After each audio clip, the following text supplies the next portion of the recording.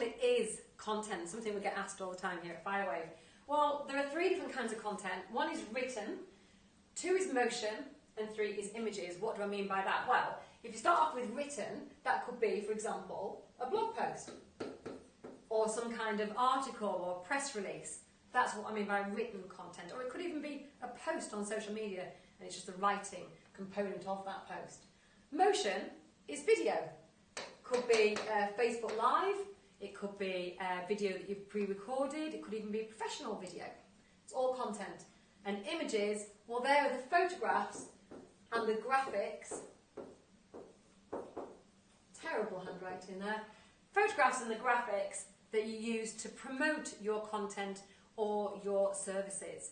And really, that's all you need to know about content. And as long as you're creating all 3 of those different kinds of content, then you'll find that you're driving traffic to the right kind of content for the right kind of people and attracting the right kind of clients to your agency.